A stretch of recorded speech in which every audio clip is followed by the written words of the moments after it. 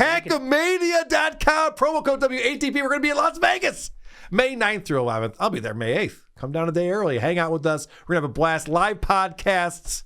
Maybe Nick or Kate will be there. We don't know. But come down. Check out Hackamania.com for more information. Who are these podcasts? WATP.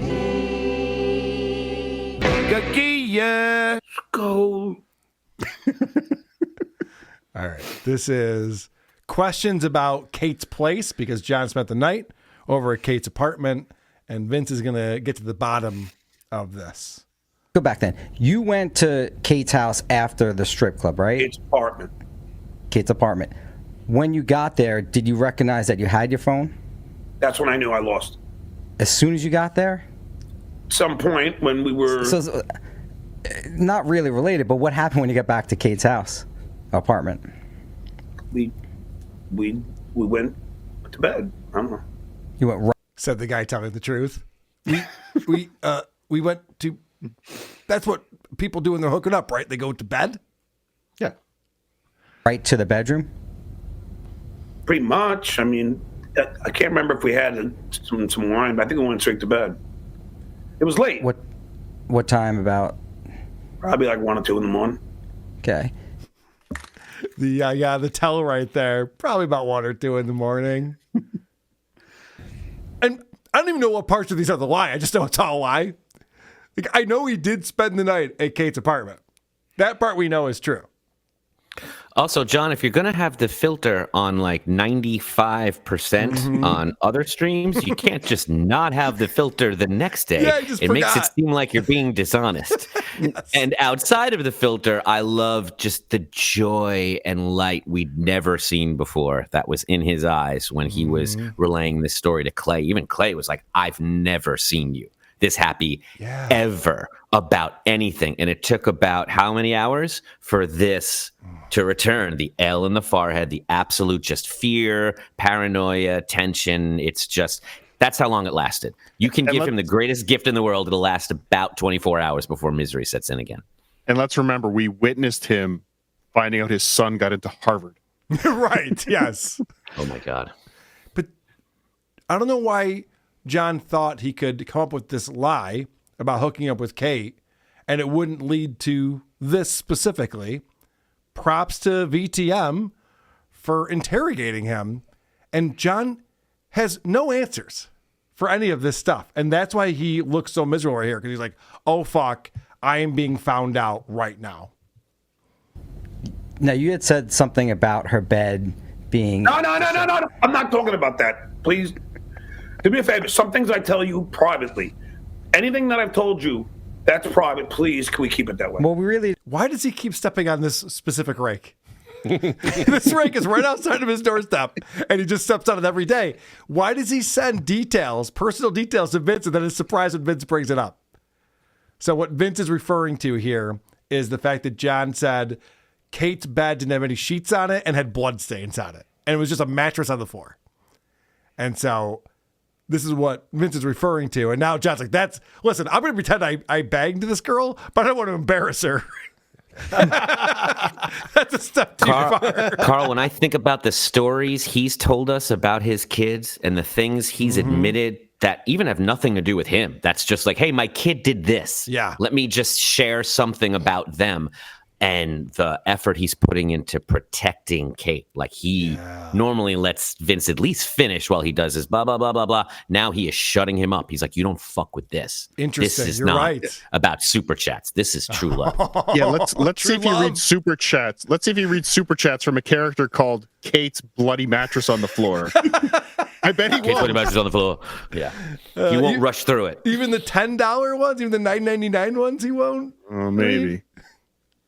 Yeah, sure, no problem. I don't think we talked about... No. I just don't want to... All right, fair enough. Did you hook up with Anything her? I told you that was something that I don't know. I was out of it, John. I've All been right, out just of... please don't... All right, anything I told you... I'm asking before, you the questions. Did just you hook ask up me with her? questions, But anything I told you on the phone, like that I told you, like, when I was at the Verizon store, please, let's just keep that confidential for right now. All right, I will just ask questions. That's why I Did called you before, because I knew you were going to do shit like this.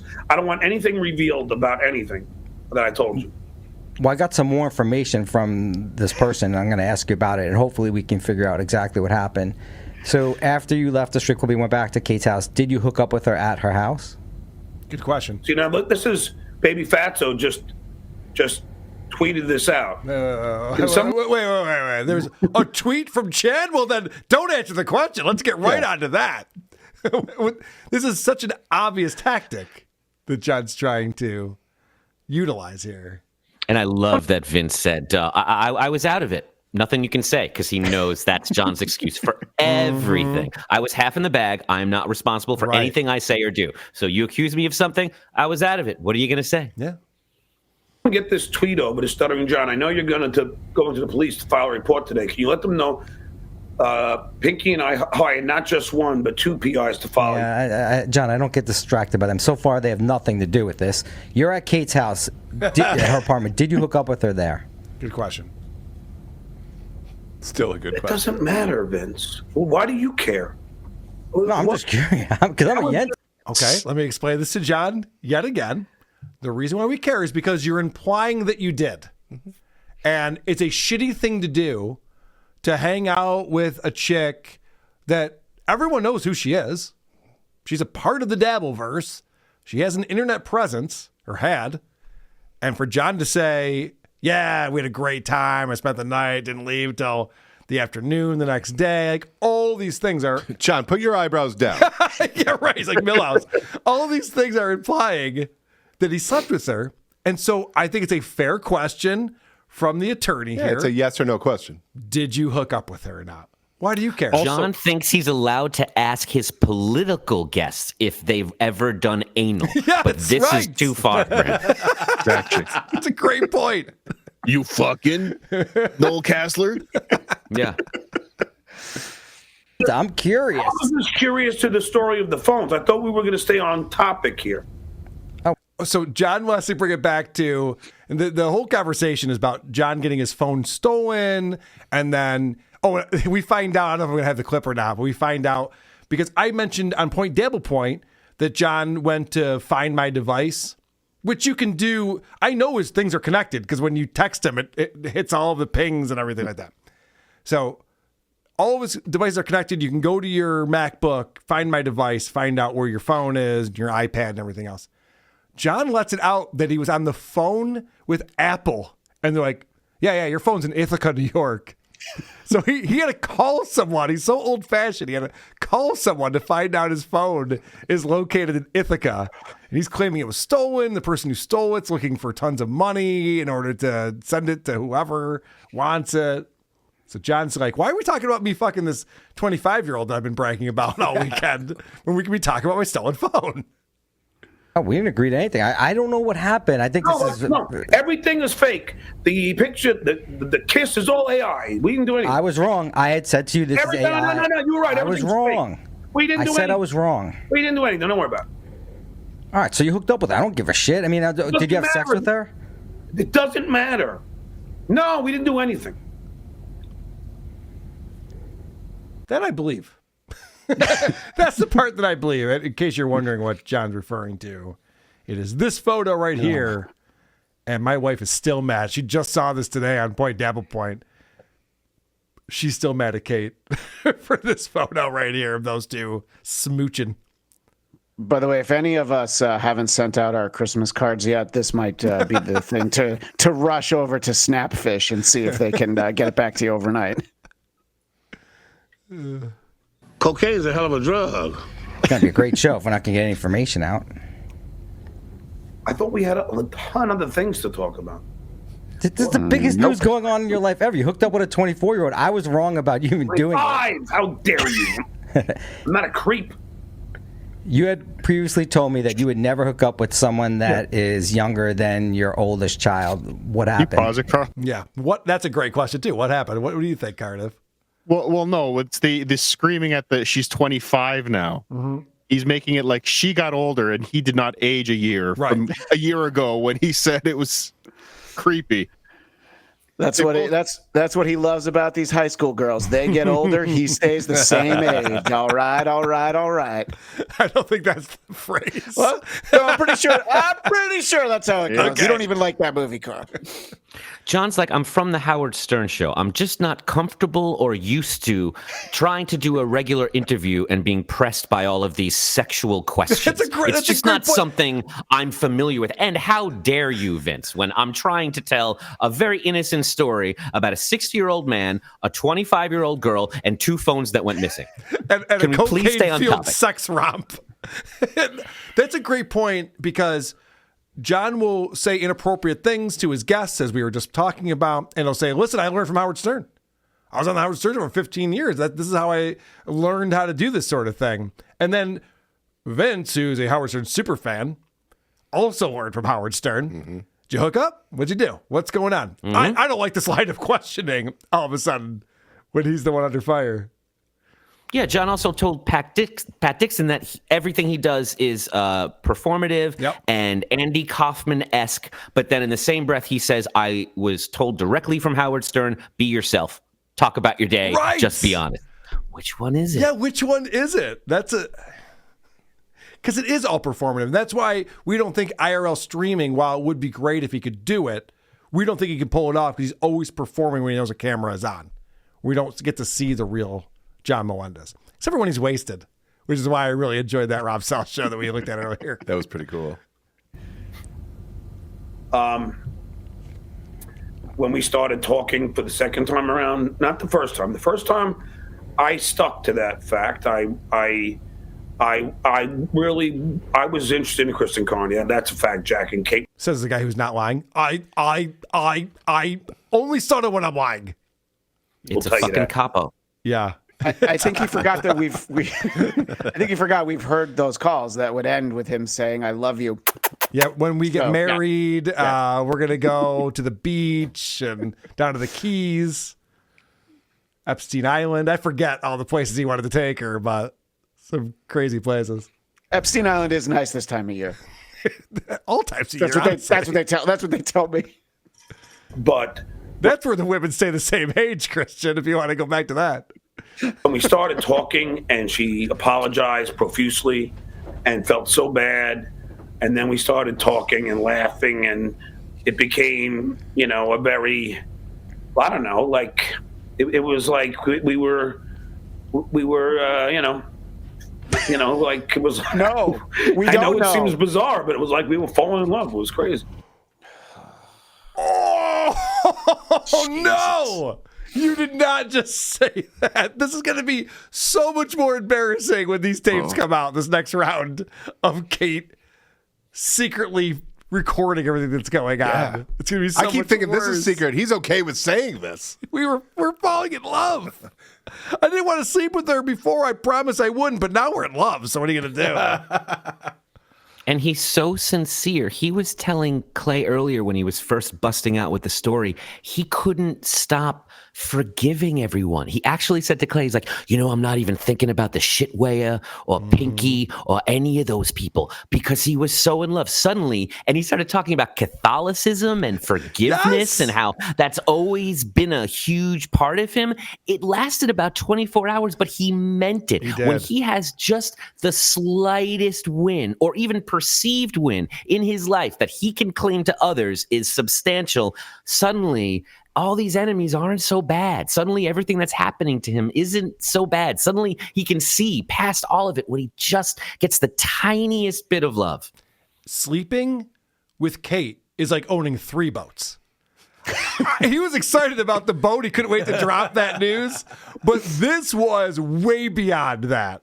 Sleeping it's over an not apartment. even what he's done. It's just that there's pictures. He wouldn't want to do, if he had to choose between the experience and the pictures, he would pick the pictures because the pictures affect all of us and all of his perceived enemies. I just wish we all could have gotten together before he dropped this and said, whenever that picture gets released, let's all just say, oh, that's like your student. That was AI. It's definitely AI. We don't believe it. Right. And just moved on and not given him any attention. Yeah, he would have right? lost his mind over that. But Adam, I don't know if you saw this. In Dabblers Anonymous, there was a poll out. Would John have rather to have actually gotten laid and no one knew? Oh, wow. Or would he rather he didn't get laid, people think he did?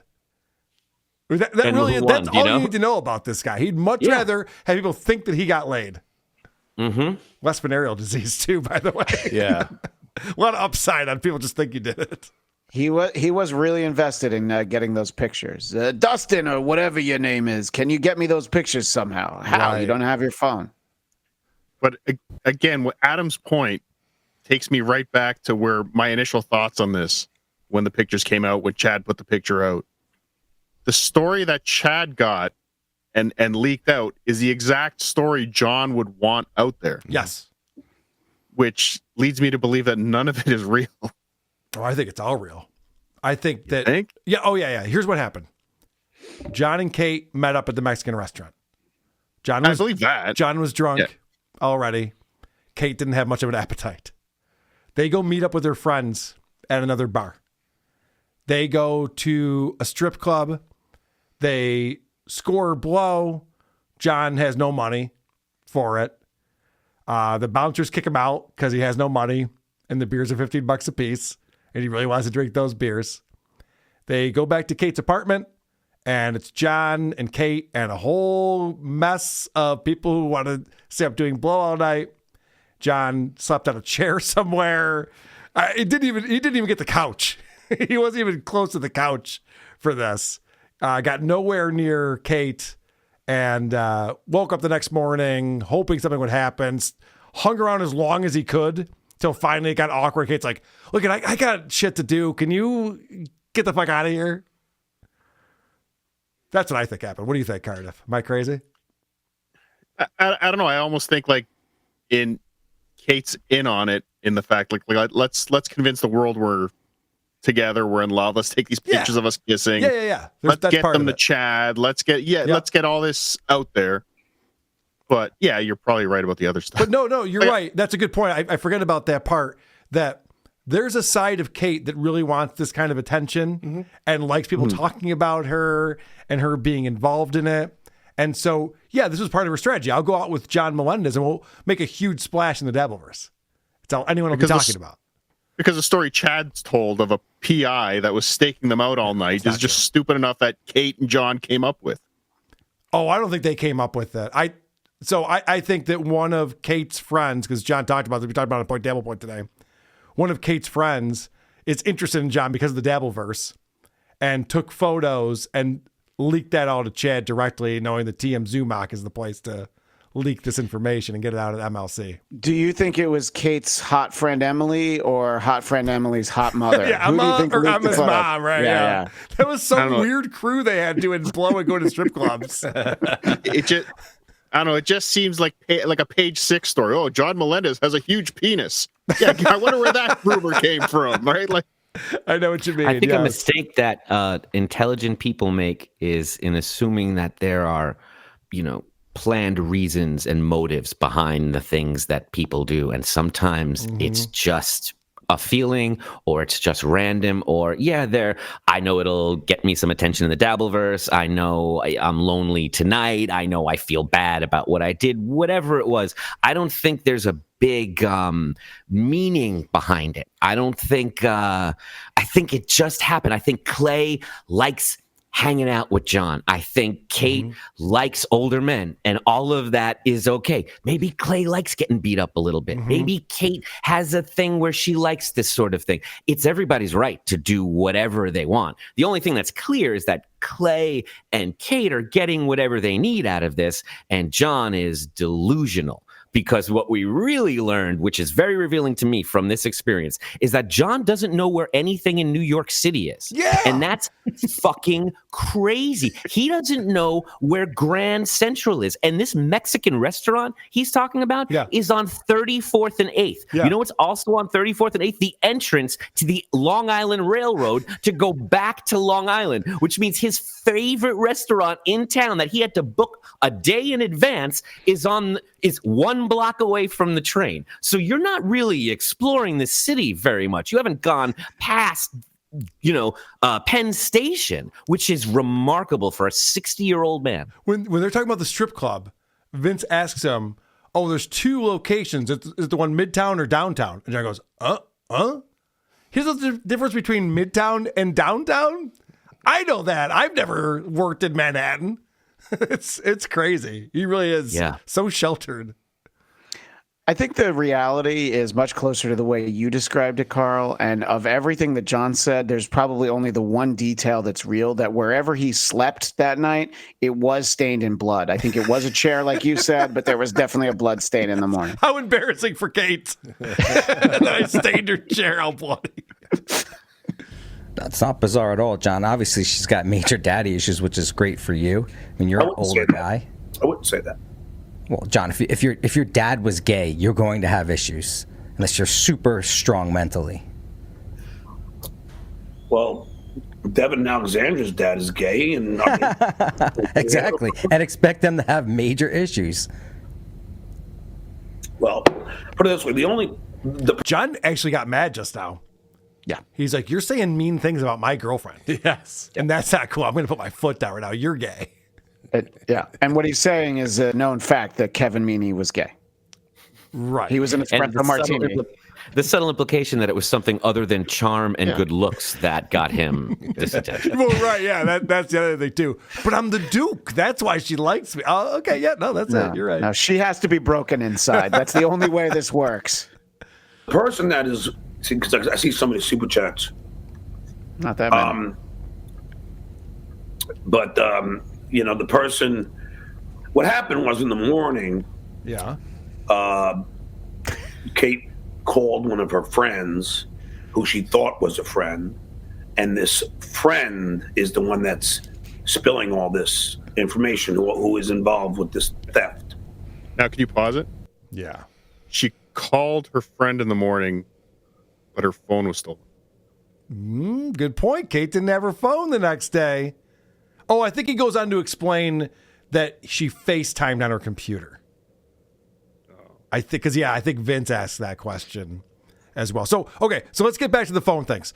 So John is claiming that one of the guys they're hanging out with, a tall guy, so probably 5'8" or above, one of the guys they were hanging out with stole his phone, Kate's phone, and John's friend / brother-in-law's phone. And then Vince offers up a theory. He's like, what if Kate stole your phone? What if Kate's actually the mastermind behind all of this? And he starts putting a little doubt in John's mind about, oh shit, whose side is she on? She wasn't on my side before. She was working against me. She was working with Shuli. So this is fun. I'm out. What do you mean? She went through his phone. She probably copy and pasted all his texts to his kids and all that shit. Oh, how'd she get the password? So that's what I asked her. It was open at first because he put his phone down and then she watched him enter it. See John's face? Okay, what Vince is doing right now is he's reading a text exchange he's having with someone he doesn't know who he is, but a person who claims he knows everything about this phone and Kate and the night, and claiming that Kate stole the phone and how she was able to do this. And I got to back that up. Look at John's face as he's processing, like, could that have happened? This seems like a potential reality to John. And then she watched him enter it. I mean, the only way that could have been possible is when I was sober at El Parador, and we were our arms, as you can see by the pictures, we were all over each other. There wasn't any. I wasn't putting any passcodes in my fucking phone. John is claiming, when they met up at the Mexican restaurant and John was sober, they were all over each other. It's ridiculous. They would kick him out. Right. This is disgusting. Get the fuck out. People are trying to eat dinner right now. This is disturbing what you're doing. Hey, Sir, you've eaten 4 nachos and you've ordered an appetizer. Please get out. You're drooling all over this poor lady's face. Let's be honest. His passcode is 6969. Let's move on. It wasn't that hard. Good point. You can tell that their hands were all over each other by the 2 photos, one of which where she's kissing him on the cheek. Yes. That one might imply it, but that one. Yeah, look at them. Oh my God. How could she resist that? You know how I know that you're right, Cardiff, that his passcode is 6969? Look, the Duke's always been horny.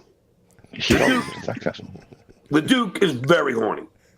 I mean, overwhelming. What a charmer. Could you Imagine if I'm talking to a friend of mine, I'm just like, dude, I'm fucking horny, man. I am so goddamn horny. You can't believe how fucking horny I am. It's wild. Hello?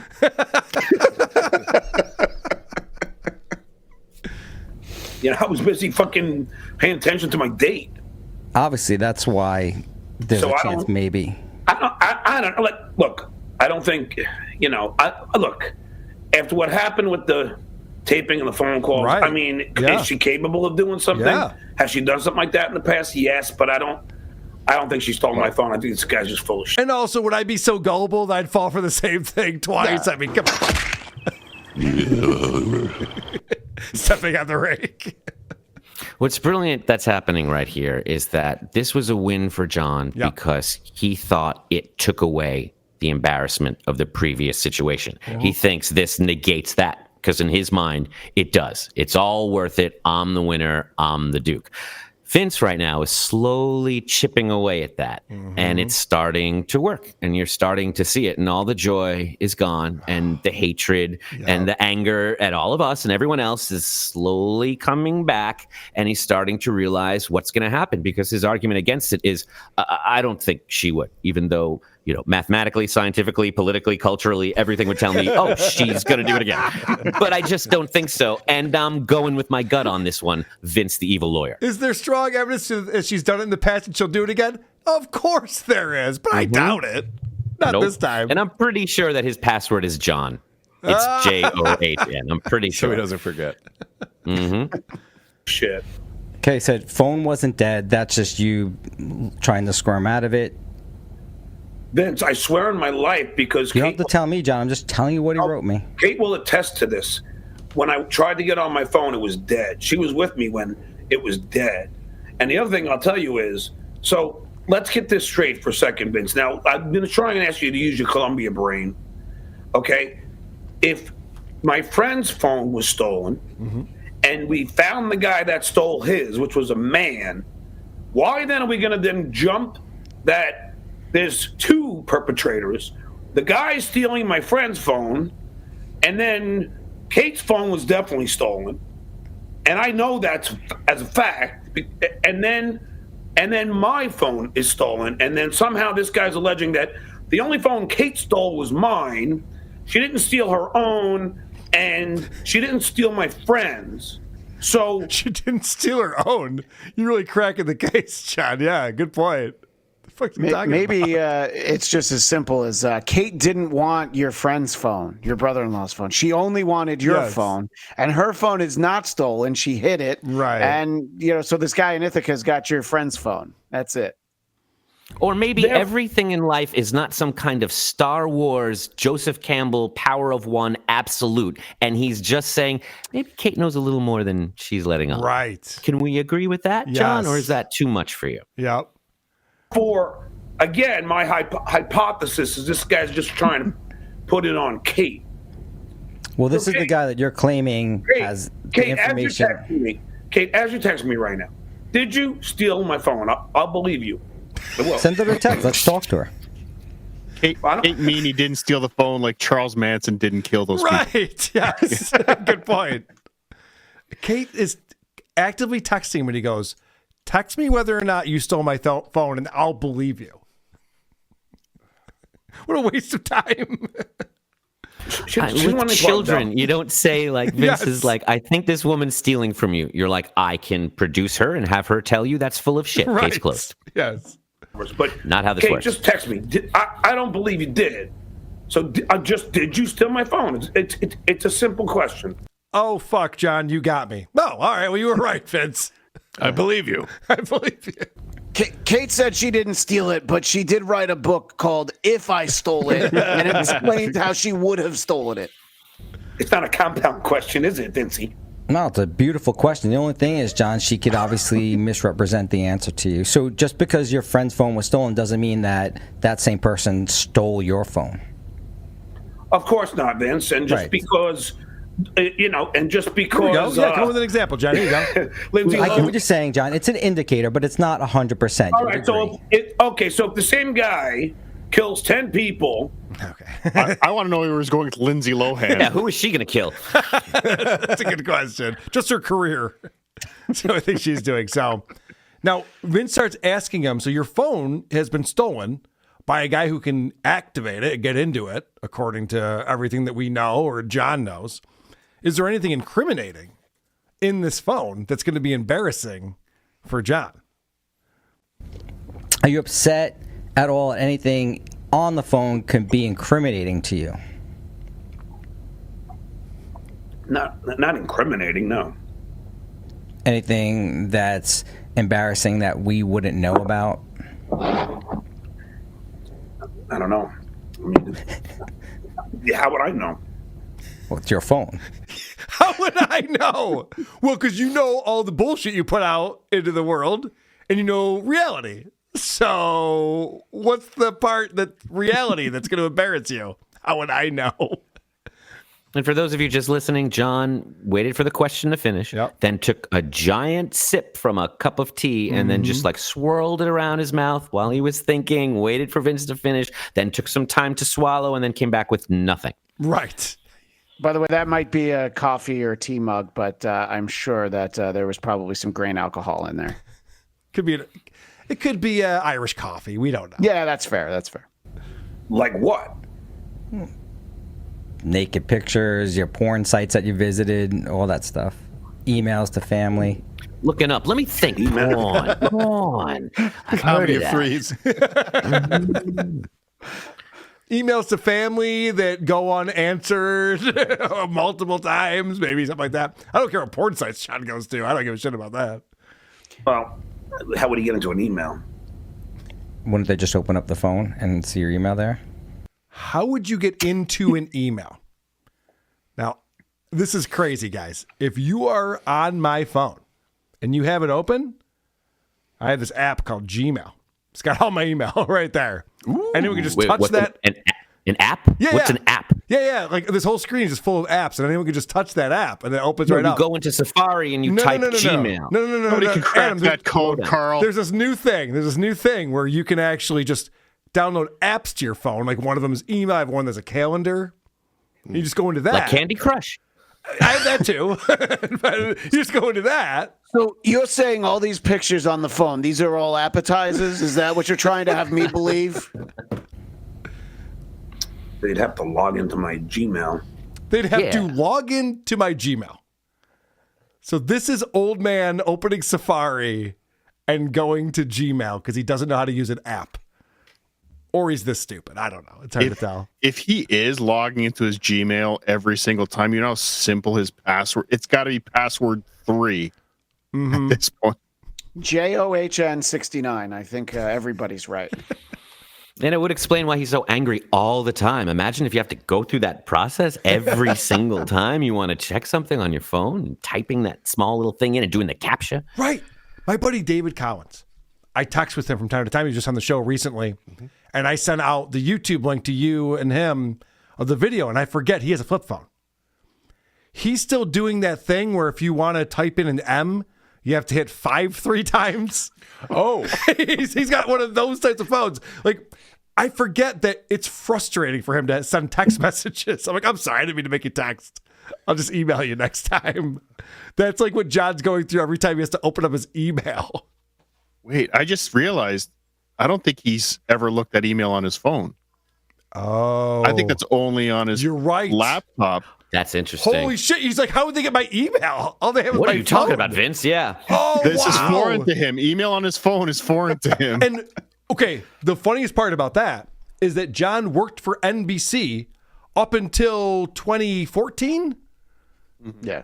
So everyone in 2014 was getting email. If you worked a corporate job, you got email on your phone. You responded to people from your phone when you weren't in the office. Carl, you forgot he lost his NBC phone on his Harley. Did he really? Yes, he did. Of course he did. Holy shit. But he John told doesn't everyone know. on the first day this would happen. Yes, It's I'm gonna not be his bad. fault. He warned them. I'm going to be bad at stuff. It's going to take me a long time to learn stuff. This is crazy. John doesn't know you can get email on your phone. Wow. You're right, Cardiff. You just cracked the case. What would they find on my phone? I don't know. Everything you've ever communicated to anyone ever? How would they know that? Well, I'm sure everything's saved in there. I don't know, Vince, but I mean, I don't know. just Who pay can this tell? guy for the phone. Oh, so this is the other thing. Vince is claiming this guy, and I've seen the text threads between this guy and Vince. He sent them to me. But he's claiming this guy is saying he wants $10,000 for John's phone. And so Vince has responded with, well, show me evidence that you have John's phone. I'm not just going to put $10,000 somewhere and wait for you to Wire it to you. right. Yeah, it doesn't make any sense. And now John's going, yeah, but dude, why don't you just give him the $10,000 and get my phone back? Because John thinks, like any poor person, that rich people just spend money on nonsense because they're rich. No. You get rich by doing just the opposite of that. But okay. He didn't really make that offer, John. He was saying, like, he'd get it to me, not that he actually had it. I actually asked him for proof of life, sort of like the Gary puppet. Like, do you have a picture of John's phone? Because I would pay for it for you to get it back. Yeah, I know. So pay for it, and I'll. Are you listening? So once you found out that your phone was missing, what'd you do? Freaked out. But that's something like, why then when I was on the phone with Apple, it was in Ithaca. That's the thing. You had to call Apple to find out where his phone is. Something that you could just easily do on your computer or any other device that you have. It's just like when you call Google to find out what the weather's going to be that day. It's the same thing. Movie phone to see if there's any movies playing. Sure. So if it was Kate that had it, how did it get to Ithaca? She didn't have a car. Yeah. Answer that, Vince. If Kate stole the phone, then why is it in Ithaca? What, does she know someone who could possibly go to Ithaca? I guess. Yeah, I don't know, John. Was anyone there with her in college or live in upstate New York? I don't know where they would live.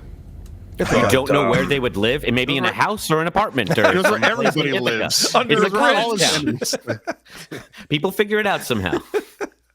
What, they get a teepee or some kind of hut and start a fire? What are we talking about? How would they even?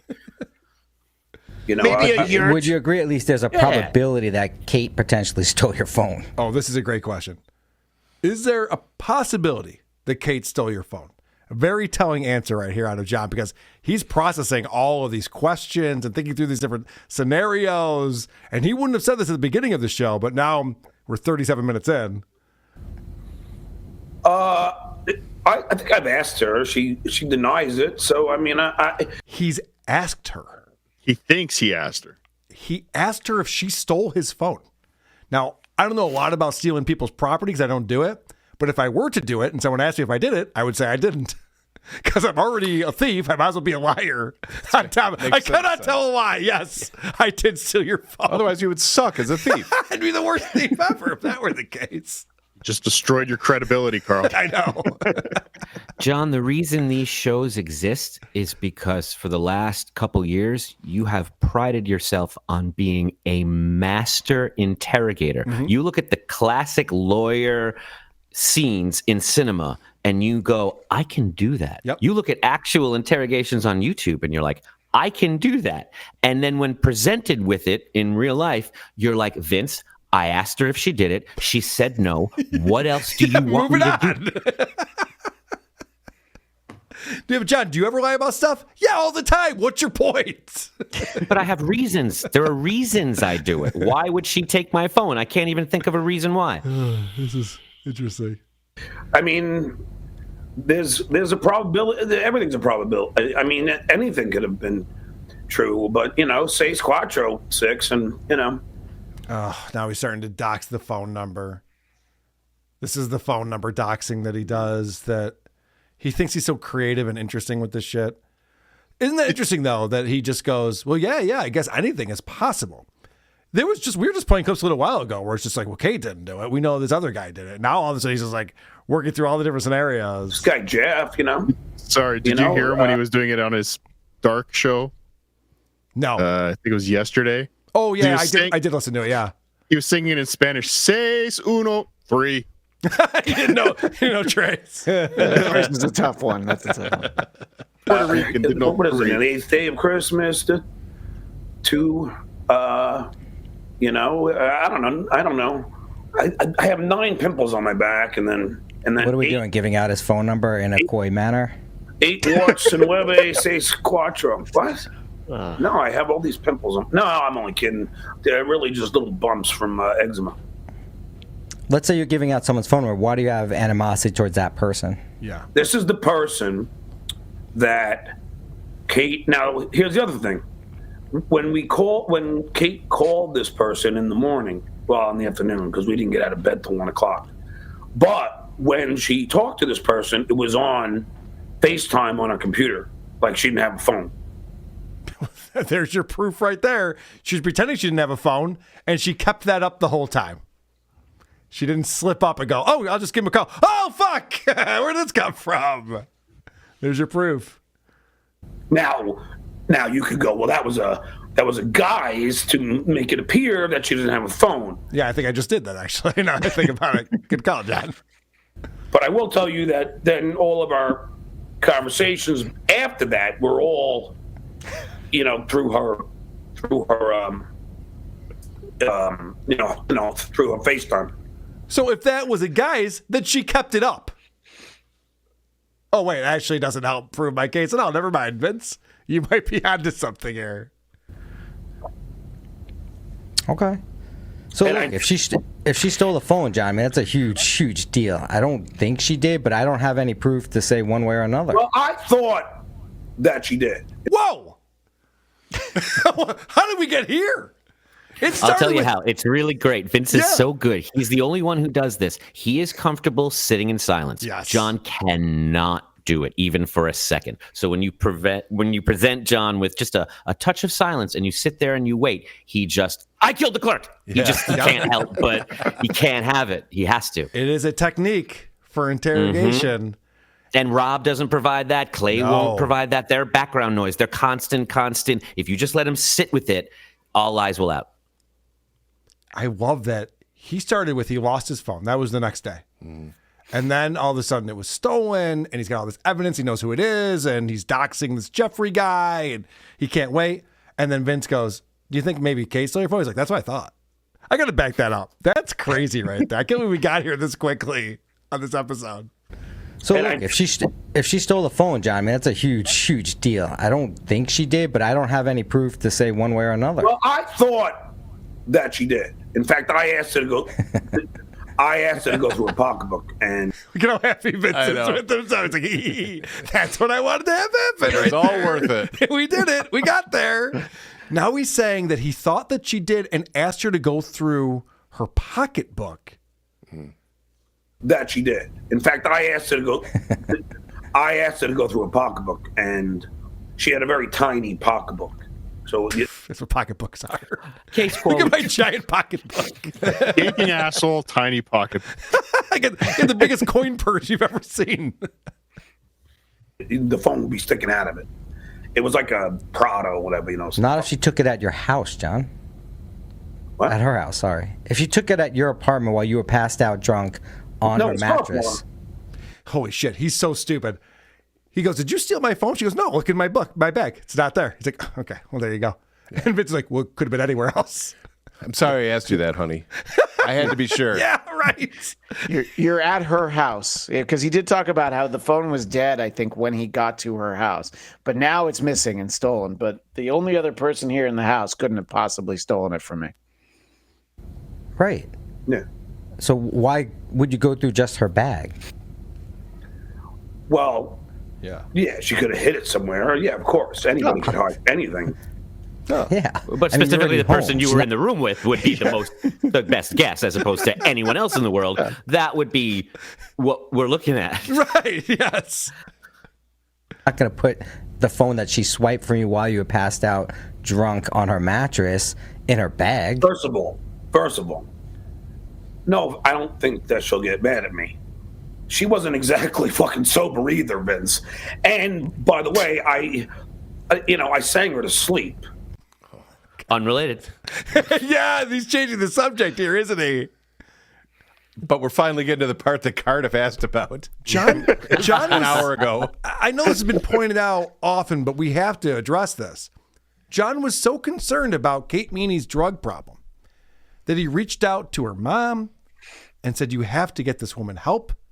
It's a serious problem she has. She needs to go to rehab immediately. Yeah. And then as soon as like, yeah, but what if she gets fucked up and then like makes bad decisions with you? He's like, yeah, wow. Well, she'll figure it out eventually. She has supervision then. Right, yes. She's around people she can trust. There are times I wrestle with Howard Stern and how he treated a lot of these whackpackers because it's such a gray area where they were generating so much money. They were so popular, but they didn't get paid. And I'm not saying they should have. It's a gray area. There's a lot of weird things to say there. And what John represented when he was an intern, there's a lot of gray areas. He was famous, but he was also an intern, but he wasn't getting paid, but the station was making money. There are times, and I know this is not going to be popular, late at night, where I wrestle with whether he should be making money for the entertainment he's providing. Mm-hmm. And then shit like this comes up. And then you hear Artie talk about how, oh, when I was sober, the only one who came to my house with a six-pack was John. The only one who gave me shit about being sober was John. Jackie Martling, recently it was uncovered, was like, I had to stop talking to John because every single person in my life was like, good for you, Jackie, you're sober. John made me feel bad about it, and I think made him relapse. The same thing here. This is why you don't get paid. It's because you treat people like this. If she's supposed to be sober, why is this okay? Now, very well said. And I talked to Dan Filato about it when John was calling Dan the enabler. Meanwhile, Dan's living with Artie, trying to keep him sober, doing everything that he can to keep him sober and get him into rehabs and stuff. And like you said, John shows up with a case of beer. John is chugging beer on Artie's podcast in front of him. You couldn't even get drunk beforehand. I mean, I'm sure you did, but you couldn't just like support him. Maybe he has a problem with it. Maybe you don't. You can't be there for him. You have to shame him and make him feel bad. That's what these people expressed. Yes. You know, it's really, it's horrible, horrible behavior, and it's repetitive, and he's not learning anything. Well, John was being supportive because that case was for John. Artie wasn't entitled to any of those beers. John was going to drink all of them. I wouldn't share with him if he was drinking. Yeah. But he can't stop talking about how Artie left the room and came back and left the room and came back. Maybe because your fucking six-pack was triggering. Maybe just seeing his old friend drunk was triggering. And he's like, I don't know if I can do this sober because we used to do it this way. Yeah. Either way, you're not bringing out the best in people. No, definitely not. John is a selfish asshole. He's selfish like a 6-year-old is selfish. He doesn't realize that other people, he affects them in negative ways, and he doesn't give a fuck when you tell him that either. And by the way, I sang her to sleep. What song? It's called Lead On. Lead On? I know that you're feeling kind of lonely. I know that there's trouble with you. There you go. Lead on. This is a song he wrote for Oscar. Oh, is that what that is? Yes. It was on his old YouTube page. He had a video for it and everything. I remember that. Lead on. He sang her to sleep. Now, all of us are older gentlemen at this point, but we've all been in a place where we've hooked up with young ladies and fooled around or went all the way or whatever. Has anyone ever, and I'm not saying not just ladies, whatever your proclivity is, has anyone ever on the first date going back to the house sang their partner to sleep? It's just normal behavior in any world. Carl, I've been with my wife for literally 20 years. I have never sang her to sleep. I've never even thought about it. Not even talked her to sleep a few times. All right, sure. I might put on some shows that I do to help her, finally get some rest. But I don't sing, Cardiff. That's the point. This is crazy behavior. Fucking potato. And by the way, John, you only saw her as a friend you were trying to help. Yeah. And then suddenly through fate and time and just coincidence, and she turned 25, suddenly you see her as a romantic interest. You say in this episode that if she wanted to get married, you would marry her in a heartbeat. And so your instinct is to sing her the song you used to sing your child to sleep. That's not cool, man. One of the lines is, "You're my buddy Oscar." Do you think he changed it though, Cardiff? I would hope he changed. I'm your buddy, Katie. I got to find the song now. I know I have it recorded. So Okay. Oh, that's so gross. And again, he's doing this on his show. His kids could be watching this and seeing this. Oscar could be watching this and going, oh no, Dad, what are you doing? I thought that was my song. What are you doing right now? I think he knows they're not watching. Oh, I'm sure he does. So this goes on. I'm sure it'll be talked about by a lot of people. It's a very interesting episode. This all just happened today as we're recording this on Monday, the 23rd. And so he goes on to talk about, you know, it's possible that Kate wants to get back at you for what you did to her mom. And Jack goes, what do you mean? What are you talking about? He's like, well, you remember when you called her mom and you told her you dumped all this stuff on her, that Kate had this huge problem. And then when she didn't do anything about it, you were tweeting about what a horrible mother she is and how she has a daughter who's going to die at the age of 27, who's a whore and has a drug problem, and it's all her fault. And John's like, oh, no. Kate and I talked about that. She doesn't care. She's not worried about that. And Vince is just like, well, she might have told you that, but it's very possible that she's still like annoyed with you about that, right?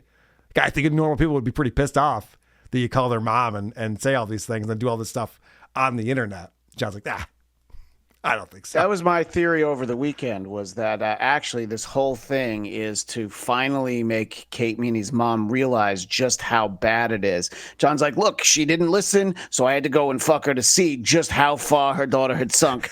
Obviously, She can't be trusted to make good judgments. Yes, this is her rock bottom. Some people need to hit their rock bottom in order to get some. We thought Kate got help last time, but now we're finding out not so much.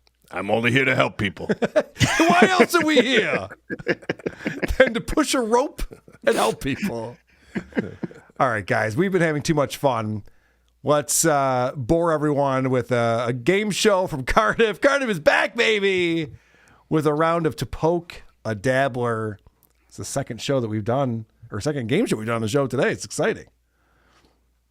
it's time for everyone's favorite new game show, To Poke a Dabbler. Producer Chris, you won the earlier game. Pressure's on. You can go 2-0 today. It's never been done. It's never been done in the history of WATP. What do you say, TV's Adam Busch? Are you ready to poke a dabbler? Or do you just want to keep on trashing John relentlessly on every show? Also, have you heard the news? Promo code COME. That promo code will get you 10% off your tickets to Hackamania at hackamania.com. Promo code COME. Yeah, Ma, just take it off the hook, all right? Oh boy, this one. Sheet Citizen, thanks again. You also went on a 20-minute rant on how KB helped Christopher's Matthew Perry joke. Yes! And guess what? Anybody who was watching me on Brennan's show, did I not say it to him? Did I or did I not? Did I not stand my ground, cheater? I said right on his show, cheater. I have the receipts. I said, Kevin, yeah, I mean, ha, ha, ha. I go, that's creative? I mean, like, that's supposed to be funny? I said it to him. Oh, I did. And he's going, well, I just think it's funny when junkies are. I go, yeah, Kev? Then that's like every rock star you like. No, it isn't. Yes, it is, Kev. Did I not say that? Because I'm pretty sure I did. In fact, I know I did. Take it off the hook, Mom. Just take it off the hook. Classic bet. Just answer it and leave it there. During his one-man show, he has to have telephones all across the stage. Just ring. Fuck! And Kate Meaney keeps going around and stealing all of those phones.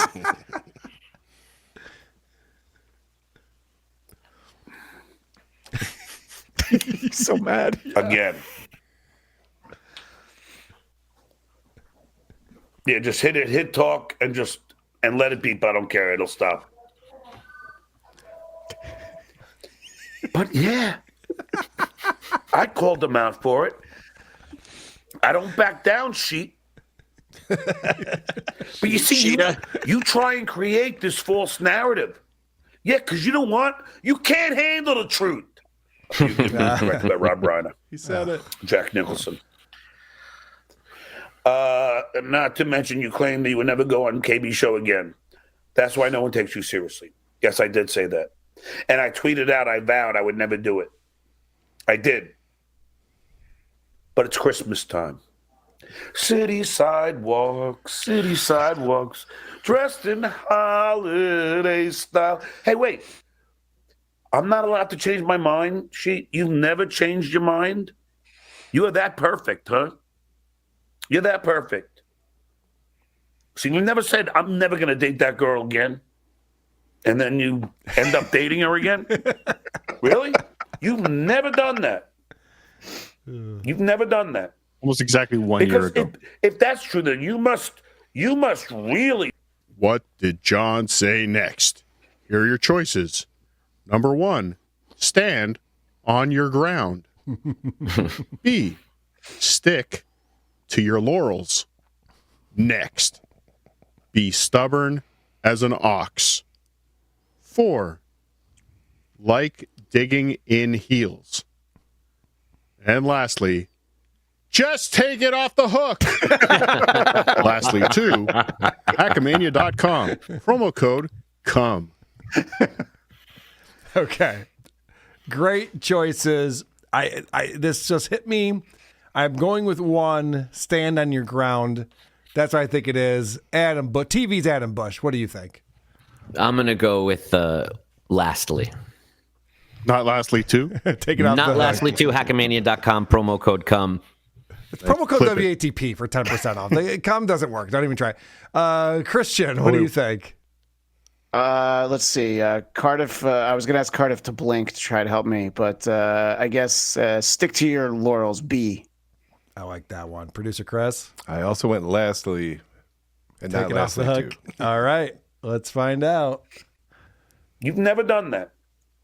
Because if that's true, then you must really stick to your laurels. Oh, Christian. Wow. Well done. Bladcast. Coming up big right there. Because there are a lot of times I say I'm not going to do something again, and I do. I'm never going to do cocaine again, Devin Alexander. This is just an analogy. I'm never going to do cocaine again. And then someone at a party has cocaine, you end up doing it. You've never done that shit? What a strong conviction. Oh, it's there. Okay. Then someone offers me, and I'm like, all right, yeah. What I meant is I'm never going to pay for it again. This is one of those rare parties in Southern California that someone happens to have cocaine in it. All right, I guess I'm doing it at this one. Huh? I'm never going to drink tequila again. And then Those 2 examples are Coke and tequila? Yeah. And those are called alcoholics and liars. Yes. That's what we're talking about. None of this answered the question. He said, you said you wouldn't go on KB's show. You went back on his show. You're a liar. You spent 20 minutes explaining all these reasons why you went on. Doesn't change the fact that you're a liar and apparently addicted to tequila and cocaine. To be fair, KB paid me in cocaine and tequila. this is the best tasting tequila. It's expensive, $300 a bottle, and you take a shot. You never done that? You can't beat this. Yeah, sometimes I say I should really get my shit together, and someone's like, hey, you want to do something that's really destructive? I'm like, yeah. That's literally what he just said. That was his only example for going back on his word. Don't try, sheet. Every single time you try, you will lose. Vince will even attest to it because he tried. Devin Alexander, I'm sorry, but Vince tried, and I beat him. And he. Every time Shitterson tries, he loses. He made the greatest documentary ever about the Dabblefers. I would call that a victory. Admitted I beat him. That's all for this time. Promo code COME. Back next time to find out if you are man enough to poke a dabbler. Hackmania.com. Promo code COME. And Merry Christmas, everybody. Sit, Eugene, sit. Good dog. Who are these podcasts?